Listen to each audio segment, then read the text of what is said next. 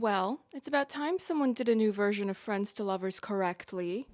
I get super horny when I travel, and that's not my fault, that's science. Hi, I'm LadyJenevia, and on my channel I talk about entertainment media. I am officially launching into my book versus movie coverage for the 2026 season. I know we're still in 2025, but I don't want to feel like I'm doing things last minute because it makes the entire process feel needlessly stressful. So I closed the 2025 season with a source material video on Stephen King's The Running Man, which was published under his pseudonym Richard Bachman. Feel free to go watch that video if you missed it. Now that doesn't mean I won't still be reading some last minute additions to my reading list, which are source material books for some other 2025 releases, but they're not going to have dedicated videos to just that source material. I will presumably just talk about them on Patreon because that's where I'm putting lots of things that do not fit the way I want them to on YouTube. The next thing on my reading list for 2025 source material was this book right here, The Woman in Cabin 10, as that has a film adaptation releasing next month on Netflix. And I finished reading this 2 days ago relative to when I am filming this video,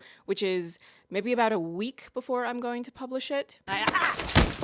But today's video is going to be about People We Meet on Vacation by Emily Henry. This is going to have a film adaptation releasing on January 9th on Netflix. The film will star Emily Bader as Poppy Wright and Tom Blyth as Alex Nielsen. And they are the central couple of this Friends to Lovers story. Salves for itches. A few weeks. I can't abstain for a few weeks. I forgot Could you? the POV from between the legs. The lady. You gotta put your fingers in the holes. I like to do source material videos because I am interested in the mechanics and logistics of adaptation. I also want to promote libraries. That copy is a library book, as have been all of the books that I've done source material videos on this year. There is a playlist of those displayed on my profile if you would like to have a look at anything I've talked about in there. If you don't already have a library card, well then you should definitely go get one. Even if you're not going to use it often, getting a library card helps libraries with their funding, and also you can get access to various online resources such as ebooks, audiobooks, and even some films that they will have available to virtually check out and stream for free. An envelope of cash. For this video, I want to first give an overview of the story, the main characters, how the book is formatted, and some broad thoughts on adapting the material. After that, we will go through an abbreviated version of the relationship timeline because I have decided that I would like to start to limit how detailed I am in retelling certain source material, because if I tell you absolutely everything from the book, that eats up time I could be using to read more source material, to watch more films on my watch list, and so on and so forth. And ultimately, if you really want to know every single detail of what's in a book, you shouldn't listen to someone on YouTube or TikTok, you should read the book yourself. There's far too many politicians and billionaires perpetuating and funding anti-intellectual rhetoric, and do you really want to let those creeps win? No, you don't. Find a book that sparks your interest, it could be this one or something else entirely, and read that book. And don't read AI summaries of books and then claim to have read them. Just say you hate the environment and go. Man your weapons! I thought you were the intelligent species here, Scoresby. Got your kite called Goblin? Now let's quickly go through the book's character list. In addition to the two leads, Sarah Catherine Hook will be playing Sarah Torval, Alex's on-again, off-again girlfriend, whom Alex first met at the library, and she eventually ended up moving to his hometown when both of them got teaching jobs at the same high school that Poppy attended growing up. Jameela Jamil will be playing Swapna Bakshi Highsmith, Poppy's boss at R&R, which stands for Rest and Relaxation. That's where Poppy works at for a sizable chunk of the modern and later portion of the story's timeline, which spans about 12 years in total. Yes, it's a lot to condense. Swapna is a nice boss. She has strong opinions about which travel destinations can or cannot be covered at that specific moment in time at this magazine, but she's also got a high EQ, which is more than most of us can say about the bosses of the world. Am I right? Am I right? Am I right? I'm Lucien Laviscount. Will play Trey, who works at R&R as a photographer, and he also dates Poppy for a bit. He is the last boyfriend she has before she eventually gets with Alex permanently. Should I say a spoiler warning, by the way? Not like you didn't already know or presume that these two would be endgame, but yes, I will issue a full spoiler warning for what's in the book, and presumably that means spoilers for the film, though I haven't seen it yet, so I don't know how close of an adaptation it would be either way. Miles Heizer will be playing David, Alex's younger brother who is getting married to Nam, played by Tommy Doe. In the book, they've got a whole Bridgerton-esque four brothers all named alphabetically. It's Alex, Bryce, Cameron, and then David. Now, I don't see Bryce or Cameron listed on the film's IMDb, so maybe they've consolidated things down to save time. That's a fairly common practice in adaptations. In the Monkey source material, Hal had 2 sons, but in the film adaptation, he only had 1. Lukas Gage will be playing Buck, who is one of the people Poppy and Alex meet while on vacation. Specifically, it's when they're visiting Victoria, which is located on the southern tip of Vancouver Island. He is their water taxi driver who also invites them to stay at his place. He's a hippie-ish sort of person. Poppy ends up making out with him in private, but it doesn't go any further than that because she doesn't want to. And he's thankfully not one of those horrible creeps who lashes out or gets violent when not getting to go all the way like he had originally hoped. Ugh. Alice Lee is playing Rachel, Poppy's best friend, if you exclude the one that she's madly in love with, Alex. Rachel is an influencer who gets most of her photos done early in the week so that she can gradually post them and spend the rest of the week working on essays and running social media pages for animal rescues. Thus, I like her. She's one of my favorites. And finally, Molly Shannon and Alan Ruck will play Wanda and Jimmy, Poppy's parents. There are other casts listed, but those are the main ones. The entire book is told from Poppy's point of view, and each chapter is labeled according to which summer it takes place in. There is this summer, which refers to the present day portion of the storyline, and then you will see other chapters labeled X summers ago, with X representing any number ranging from 12 summers ago to 2 summers ago. The opening prologue takes place 5 summers ago, and that gives an introduction to Poppy and Alex, who are on one of their trips that they take together every year. At this point in the story, Poppy is a travel blogger, Alex is reading a book at a bar, and in our introduction to him, we learn that he has a cat named Flannery O'Connor, and this cat has medical needs that require specialized care. And immediately when I read this, I went, okay, I've heard enough. I like Alex. For anyone who's new here, I have a black cat named Kimiko who has cerebellar hypoplasia. You learn later on that Alex's cat is also black. So as far as I'm concerned, that's my bestie. And you might be asking if I'm referring to the cat or Alex. And my answer to that question is yes. Poppy and Alex take a picture together outside, and there's already this sense that they're attracted to one another. Even if you didn't already know that it's a friends to lovers story, you get the sense in this prologue that these two are eventually going to end up together. And then from there, we jump to chapter 1, which takes place this summer. And the main thing I want to contextualize so you can understand what the story is doing is that we are introduced to the fact that Poppy is unhappy with her life. Oh my god! The last time she was happy was 2 years ago when she was in Croatia with Alex. So something happened in Croatia. I will tell you eventually what that was. Just wait a moment. We will get to that. And the two of them haven't been as close since then. They've barely spoken to one another. So in the present day, this summer, Poppy comes up with another summer trip idea so that she and Alex can reconnect. There's other things going on too that involve some of her past traumas, millennial ennui, while you are following them on this journey of reconnecting and finally dealing with over a decade of non-platonic tension. The story will jump back and take you through the timeline of their relationship, beginning with 12 summers ago when they first met. These are shared through the lens of Poppy's memories, so the primary events of those flashback chapters are the things happening during whatever summer that chapter takes place in, but they can also offer any other context you need to catch you up on important updates between the previous summer and the one you are currently reading. In the process of envisioning how one would go about adapting this into a film medium, it feels like a lot of the details would have to be trimmed down to only the bare essentials, simply because the production budget for this film film is probably not enough to fly these two actors to all of these different destinations all over the world, particularly when it's things that take place outside, so it's a bit more work to try to fake those locations. I also think that an uninitiated audience who hasn't read the book would grow frustrated and dizzy if you kept hopping back and forth to the degree that that is done in the book. Now, that doesn't mean that the book is wrong for formatting the unveiling of the relationship timeline in the way that it does, but simply that print and video are two different mediums.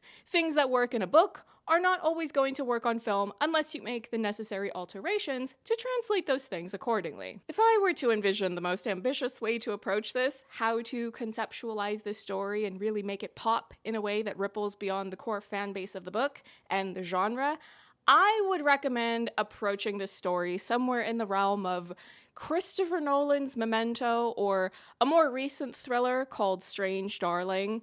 Memento is told in such a way where you cut the film's story in half and you alternate between telling one half in sequential order and the other in reverse order, and they eventually meet in the middle. Strange Darling has different chapters and they are told out of order, so when you begin to watch additional chapters, you think things are one way, but then as you get to experience more of the story, you realize that what you had previously seen is not what you originally thought. Now, I don't think you have to go quite as ambitious as those narrative structures, but something sort of similar, just to make the film pop narratively and conceptually, to impress film critics and film pundits who don't necessarily live and breathe for the romance genre. I mean, it couldn't hurt.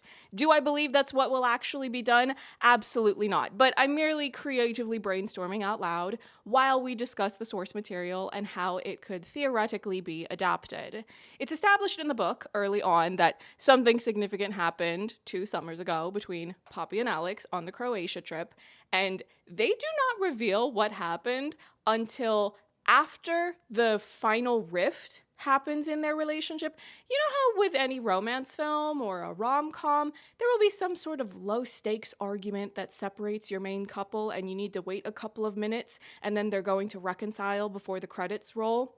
Well, for People We Meet on Vacation, when you get to that final argument in the present day, this summer portion of the relationship timeline, immediately after that, the next chapter is 2 summers ago, and they finally tell you what happened in Croatia. That's how long they make you wait to know the exact specifics. I don't know if it would go over well with an uninitiated audience if you wait that long in the film to share with viewers what exactly happened in Croatia. I don't have a strict notion of when you should share that information, but I'm merely pointing out that no matter what structure you choose to use to share Poppy and Alex's relationship history, it is something that needs to be carefully considered. Now, that being said, being that this is romance, if you give Emily and Tom enough space to really showcase their skills in playing the romantic yearning and tension and deeply loving friendship that is foundational to this love story, the core fan base, the romance girlies, they can probably be a bit more open to still accepting the film and rating it more favorably than negatively. We just need to see them vibe. And that will be one of the primary things I will be looking for in a trailer. I do want to go through Poppy and Alex's relationship timeline, but first I want to commend the casting for these 2 leads because when I read the book, it felt so obvious that they were perfectly cast based on past jobs of theirs and how the skills they demonstrated in those jobs have the capacity to perfectly translate towards playing these characters. Emily Bader played the titular character of My Lady Jane, which had more of this enemies to lovers vibe.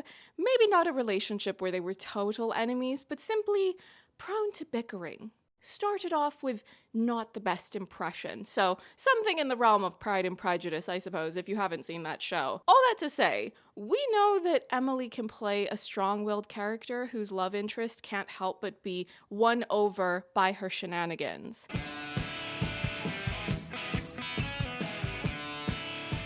And then with Tom Blyth, he played Coriolanus Snow in the Hunger Games prequel film, but he was also in a film called Plain Clothes, which I actually recorded a review of last month, but that video is not going to be published until next week of when I'm publishing this, presuming that I publish this People We Meet on Vacation video when I think I'm going to publish it. Anyway, in both of these films, he has to play these forbidden romances where a lot of his feelings are heavily repressed, albeit for very different reasons. The point is, though, For playing a character like Alex Nielsen, who is not only trying and doing a very poor job of it to hide his romantic feelings for his best friend, he's also just generally repressed because of things in his personal history. Alex's mother died because of pregnancy complications when Alex was very young. So then, as the oldest son with a father who went spiraling so far into grief and depression that he was barely functional, Alex Nielsen was not the stepfather, but simply the father who stepped up because of the parentification of the eldest child to take care of his younger siblings. That is a major reason why he tends to keep so many of his emotions bottled up. Mind-boggling, isn't it? Did you just say mind-boggling? Yeah, mind-boggling. You know, when things are so crazy, it gets your thoughts all trapped like in a bottle. Now, I do want to go through this relationship timeline, but it will be a lot more simple if I do it chronologically, instead of sharing the information in the same order as it's revealed in the book. Although there is this clear intention and purposeful design to going back and forth in the book, and presumably jumping around somewhat, albeit to a lesser degree in the film, I think it will be less confusing in a video like this if I go through things chronologically. Now keep in mind that I'm going to give a very abbreviated version of this. It's not really a story about plot as much as it is about just sitting in the feelings and romantic tension of these characters until that tension bursts. I know, it's intimidating to fall for a girl with a strong pelvic floor. Also, I want to revamp my approach to source material videos for 2026 because I feel like people really need to read more, so if this video gets you interested in the book, go read it. You have about 4 months until this film adaptation gets released. 12 summers ago, Poppy and Alex met for the first time as they're both attending the University of Chicago. They are surprised to find out that they're both from Linfield, Ohio, but he comes from the west side and her the east side, which could partially account for why they've never met before. They don't meet again until 11 summers ago when they drive home together. It was something set up by Poppy's roommate, Bonnie. Poppy didn't realize that this was going to be the same person she'd met before, and then on the car ride back, things are awkward at first, but eventually she gets him to open up a bit more and they start exchanging various likes and dislikes. They also make plans to hang out over the summer.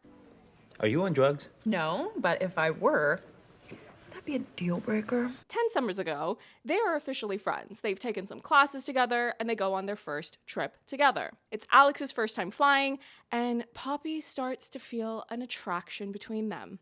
Alex, presumably, is on a similar timeline of being attracted to her, but we have more of the details of exactly what Poppy feels and when, because the book is told from her point of view. They go to Victoria on Vancouver Island. That's where they meet Buck, who, as I said before, is played by Lukas Gage in the film. He's their water taxi driver who invites them to stay in a tent in his yard, which gives them the opportunity to socialize a bit more with people who are living in Victoria.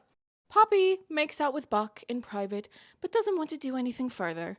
Buck gives her his mobile number so that she can reach out if she ever comes back to the area. 9 summers ago, Alex is helping to pay for his younger brother attending community college, so he can't afford to go to Paris with Poppy as they had originally planned, so she proposes that they will instead visit Nashville. She's started her travel blog, which has gained a few thousand followers, and as such, she's decided to drop out of school to pursue that instead. She experiences the first moment of wanting to kiss Alex, and it happened when he smiled at her. Anticipation.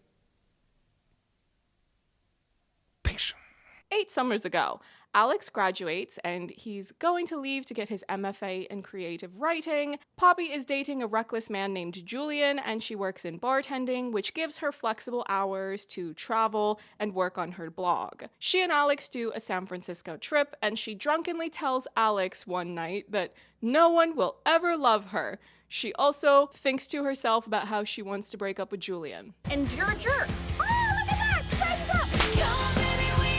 7 summers ago, they did a trip to New Orleans. Poppy has moved to New York City and now has a chef boyfriend named Guillermo. She's moved to tears when she reads one of Alex's short stories and has the revelation that she will never be alone again as long as she has Alex, who has been texting with his unrequited college crush, Sarah. Are you out of your mind? She wants you. Okay, don't. Don't do that. 6 summers ago, they visit a resort in Vail, Colorado, which had reached out to Poppy to offer her a free stay because of her travel blog. Guillermo had broken up with Poppy 6 weeks after she moved into his apartment.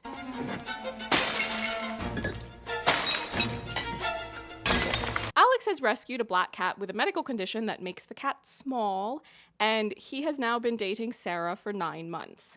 Poppy and Guillermo's breakup happened shortly after she had brought him home to meet her family in Linfield, Ohio, and she got the sense that he was judging her family, judging where she came from, and in general just looking down on her in this very snobby, condescending way.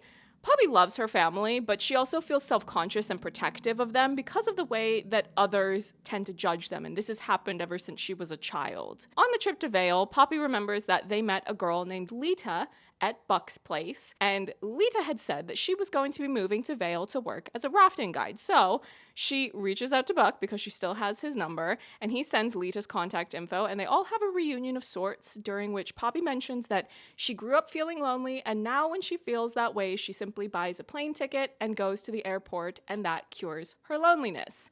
Later, when it's just Alex and Poppy, he tells her that he really hates the idea of her being lonely, and he apologizes for not being there for her, and Poppy tells him, "I've never really felt alone since I met you. I don't think I'll ever feel truly alone in this world as long as you're in it." And Alex asks, "Can I tell you something embarrassing?" And she says, "Anything." And then he says to her, "I don't think I knew I was lonely until I met you."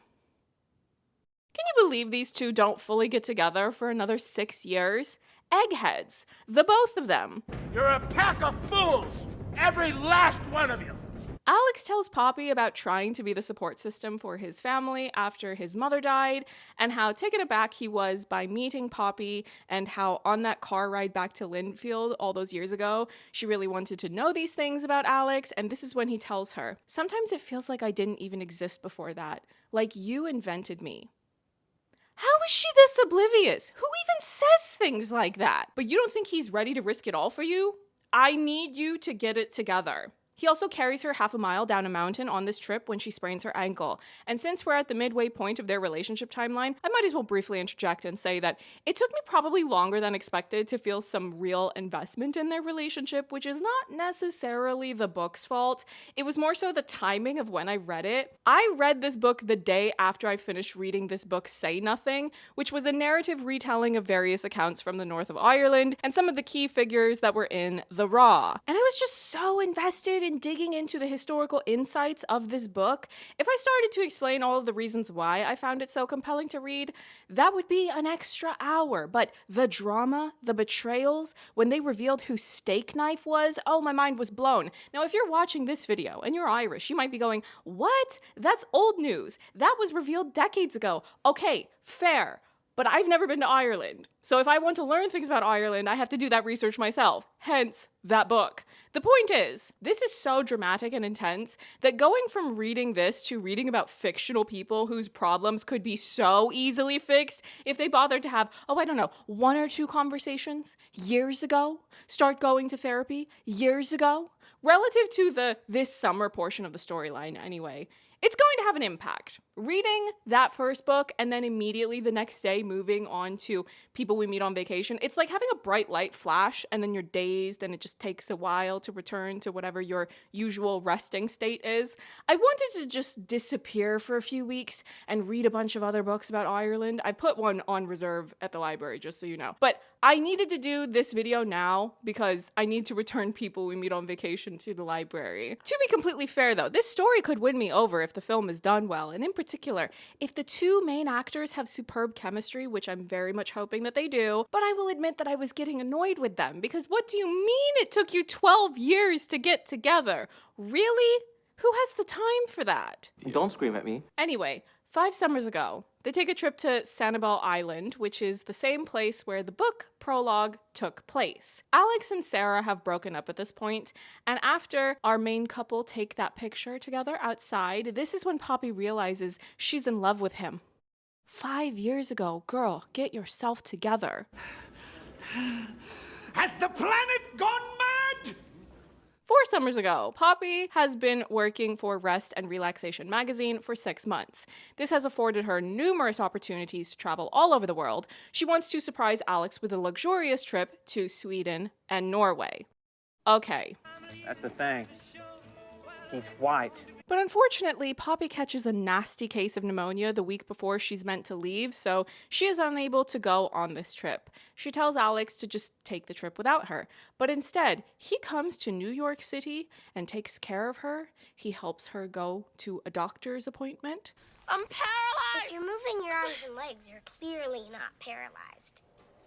Poppy is hesitant to pursue Alex because he wants to settle down, get married, have kids, and she believes that she wants to just live this tetherless life of spontaneous trips and maybe never settle down at all. 3 summers ago, Poppy and Trey have been dating since 3 weeks after her pneumonia debacle. A month after that, Alex and Sarah got back together. Come on, bro, let's run one. Dwayne, did you just shift in your seat at me, you little moody ass? They decide to do a couples trip together to the Tuscan countryside, and they get to stay in a villa. Gucci. Poppy has a pregnancy scare and sneaks out in the middle of the night to buy some pregnancy tests. Alex wakes up early to go running in the mornings, so he's the one that ends up finding her and comforting her. All the tests come back negative, but Poppy is extremely scared and emotionally distraught during this experience. She's crying, she's apologizing to Alex, she tells him that she feels like she needs him too much. He's crying and he's telling her he doesn't know what he would do if anything happened to her, because you need to remember that his mother died because of pregnancy/childbirth reasons. It's just a whole lot of emotions flying, and yet somehow still no love confession. Okay. By the way, this next thing I'm going to tell you doesn't get revealed until years afterwards, but right after this pregnancy scare, Alex gets a vasectomy because of how scared he was by Poppy and how much she didn't want to be pregnant, and he doesn't want to get anyone accidentally pregnant. He didn't consult Sarah about that, by the way, but they break up between 3 summers ago and 2 summers ago, and I do not remember if they were really explicit about if the vasectomy was before or after their breakup, but who cares? He's going to end up with Poppy, obviously. We know this. 2 summers ago, they went to Croatia. They kissed, and Poppy made moves to get more physical with Alex, but he stopped her because she had been drinking. What she doesn't realize until 2 summers later, when they have their final dramatic rift, which happens at an airport, by the way, how predictably on brand for her and the genre. As soon as that foot goes in that glass trotter, I'm gone, mate. The final rift before they permanently reconcile. That the reason Alex stopped her was because he regretted how they were getting together, the circumstances of them having been drinking. In the heat of the moment, Poppy thought that he was just outright regretting getting together at all. So when she was just glossing over things and trying to play it cool, she was giving off this impression that them kissing didn't mean as much to her as it meant to him. She was trying to not ruin the friendship, but per usual, their inability to just have a conversation about this led to them growing apart. They eventually stopped texting or communicating altogether until we get to this summer, which is the present day portion of the story. So that's where we're at now. Poppy is not happy with her life. She hasn't felt inspiration for what feels like a long time. It's been a long time, baby. And when her friend Rachel asks her when she was last happy, Poppy immediately knows that it was 2 years ago when she was in Croatia with Alex. So she decides to reach out and text him. The initial attempt to reconnect is going well until it's revealed that Alex's cat died while they weren't talking to one another. So the good vibes are gone momentarily. But he does end up texting her again, which makes her a bit more optimistic about reconciling with him. Poppy decides to pitch a trip to Palm Spring as a work trip because Alex's younger brother, David, is going to be getting married there next week, and he was already going to go. Her pitch is rejected, but she lies to Alex and claims that she's coming on a work trip, and all the while she's struggling to pay for things. She suggests that they do the trip like they used to, everything cheap, no professional photographers, no 5-star restaurants, but they're going to have a few days together before all of the wedding stuff. Poppy also tells her boss, Swapna, that she needs a real vacation right now. Please say somewhere far away. When she's reunited with Alex at the airport, they're both genuinely happy to see each other, obviously, because they're in love. You're not as vile as I thought you were. They pretend to be newlyweds in the rideshare on the way there, and in that rideshare, they meet an older couple named Stacy and Bob. Those two will briefly come back in the story, so just wait a moment. We will get to that. It is boiling hot in Palm Springs, and the AC is not working at their Airbnb. By the way, don't support Airbnb. Not an ethical company. Just stay at a hotel. Now, that's not to say that hotels don't also have their ethical issues as well, but Airbnb is worse. But I knew who they were, and I told her who they were. Shitheads. So these two go down to the pool. It's crowded and there's not a lot of room for them to move in the pool. We get a bit of romantic, salacious tension while they're in the pool. Then they go to eat at a Mexican restaurant. Poppy is sad to learn that his grandmother Betty passed away, since Poppy had met her before and really liked her. The two of them go back to the Airbnb and play wrestle when she gets out of the bathroom and finds that he's taken the small pull-out chair bed and insisted on her taking the one and only bed there. Tension. But there is no way that I am fighting. Poppy is woken up early by the noises of Alex having back problems. She plays nurse, she goes out and gets some ice packs and food. He insists that she go about her day as planned while he will rest up, but she's miserable doing her various plans. She comes back that evening, and when he gives her his computer password so she can pull up Netflix, she finds out he has applied to a teaching job in New York City, where she lives. That's suspicious. She also insists on helping him with his Tinder profile, and both of them tell each other that they would swipe to choose that person. More tension. She finds a favorite picture of him that was from their Tuscany trip for him to use as his Tinder profile photo. More tension. She insists on Alex sharing the bed because there's more than enough room and his back has a problem. More tension. They wake up holding each other. More tension. I woke this morning with a tumescent glow. They've also repeatedly been trying to get a hold of a man named Nikolai who rented them the Airbnb because they would like for him to fix the AC and do something about that. Poppy has a whole day planned of things she chose specifically because she thought Alex would enjoy them, but more or less everything that could go wrong does go wrong. One other detail I haven't mentioned because it's not exactly plot in the traditional sense. Throughout this reunion they're having in Palm Springs this summer, Poppy brings up various ultra-specific details from one of their past trips, and every time Alex says that he doesn't remember. This happened so many times that at one point I had this horrific thought of, oh no, what if he has a brain tumor or some other terminal medical condition? Look, you stupid bastard, you've got no arms left. Yes, I have.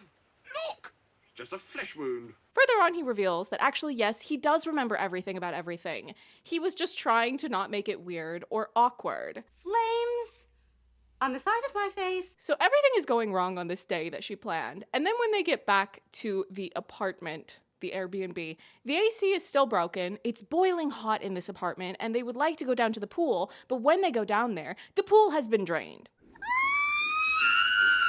No. Just stop. Just give me a sec. This is when they run into Bob and Stacy again, the couple from the rideshare. Alex and Poppy go back to the room where they have an argument where Poppy is desperate to make things like they were before, and Alex says that it's never going to be how it was before.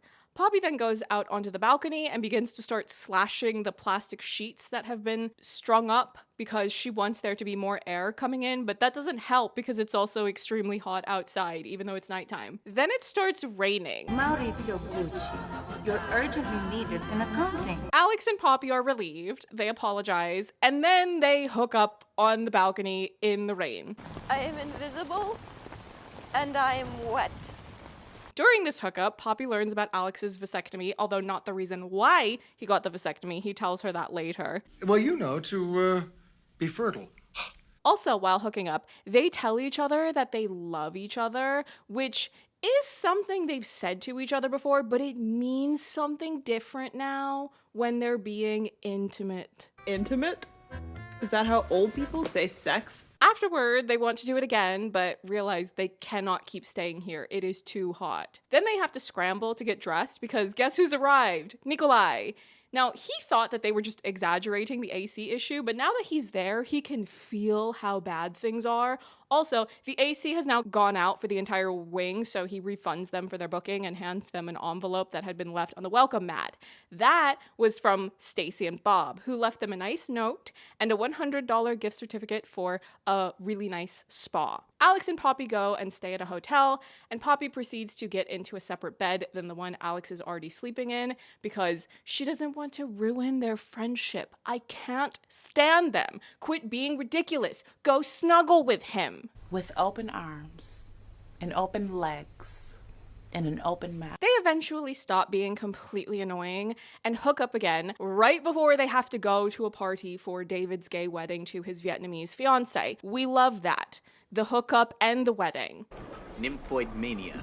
But while David and Poppy are talking, David lets it slip that Alex had bought a ring to propose to Sarah however many years ago, and Poppy proceeds to spiral and be consumed by guilt that she feels as though she blocked Alex's opportunity to be happy and get everything he wants, get married, have some children. So when they go back to the hotel, she's got a weird energy, which obviously Alex picks up on immediately.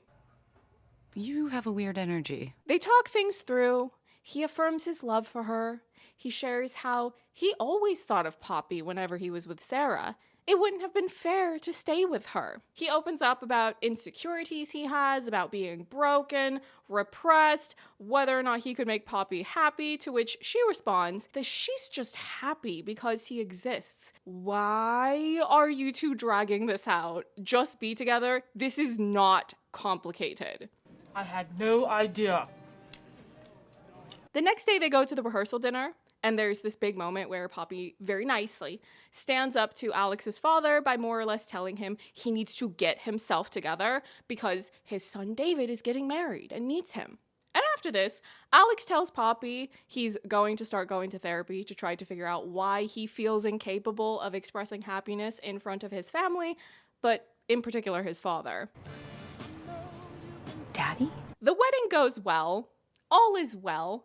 Until Poppy and Alex are at the airport, and Poppy lets it slip about how the trip wasn't actually for work. She felt like she just needed to do this so that they could reconnect, and she was feeling lost in her life. And then he gets offended because he meant everything he said about loving her and wanting to be with her, and he doesn't want to be a break or a vacation from Poppy's life. He knows what he wants. She knows what he wants. But he says that now she needs to figure out what she wants, and that they should not talk for a while when they each go home. Yeah, because not talking has gone so well for the two of you. I don't care, I'm over it! Fine! So Poppy starts going to therapy. She has a run-in with a man named Jason Stanley, who was a boy she had a crush on in high school that had spread a nasty rumor about her. And this gives her a whole new perspective on how she's still been stuck in the trauma they inflicted. Hence, a lot of her reluctance to connect with Alex all the way. She also tells Rachel she's decided to quit her job. Not right away, nothing rash, but she wants to figure out something else to do professionally. And she's also finally figured out why she's been so unhappy. Because he's nothing. Because I love a challenge. And because I'm a goddamn professional! This means it's time for Poppy to fly back home. She's going to stay with her parents while she will be visiting. She goes to the high school she swore she would never go to again. She wants to talk to Alex, but instead she runs into Sarah. I saw that going differently in my mind. The two of them reach an understanding, and Sarah tells Poppy where she can find Alex. She goes there where he is socializing with other teachers, and she gives this massive speech about loving him and how she realized that these trips she was going on stopped being fun, partially because he wasn't there anymore, but also because she stopped being able to connect with people on those trips. This is an extremely long speech she gives, so really, if you have any curiosity about the big finale of this love story, you really should just go read the book yourself. Visit your local library. Alex initially says that they're really different and he doesn't want her to give anything up. He doesn't want their relationship to fall apart again if they finally take this step. Poppy is devastated, but says she doesn't regret telling him. So she walks outside, full on ugly crying. He takes all of, 20 seconds before he runs out after her, and he shares that he's also been going to therapy. She had told him during her speech that she was going to therapy. And to make a long story short, they finally decide to be together for real. It's been 84 years. Then we get to the epilogue, where we learn that Alex has moved to New York City, and he's found a long-term position for the upcoming spring semester. He and Poppy now live in an apartment together. Poppy quit her job at R&R with Swapna's approval, and now Poppy is writing a column called People You Meet in New York. So it will allow her to still explore various sites and activities, but do so through the eyes of the people who love doing those things. Bring it on, sisters! She and Alex are planning to do the Sweden-Norway trip that they had missed all those years ago because of her pneumonia. They're going to spend this upcoming summer at Linfield in the house Alex inherited from his grandmother that he has been fixing up. So this way the two of them can also try that place on and leave things open to decide where they will want to end up eventually. And overall, they're very happy in love. Surely they could have gotten there in half the time, but okay, we are here now. Overall, I would say that there is definitely potential in this source material to do a really well-made romance film that will appeal to the romance girlies. I'm not going to be overly optimistic, simply because I don't want to be let down because of my own expectations being too high beforehand, especially when I haven't seen a trailer yet. Poppy and Alex are very well cast, but it's mostly question marks right now because I don't know if the people in charge will want to keep the tone very similar to the book or if they would like to add a bit more levity and whimsy, which I certainly wouldn't object to. They'll need to have carefully planned everything so that you can convey the genuine friendship between these two. They have a lot of inside jokes and callbacks, so you need to put those types of details into the screenplay. But until we get a trailer, I'm just going to put all thoughts of this love story on pause once I've published this video, because I've got a lot of films to get to on my watch list and a lot more source material books I need to read.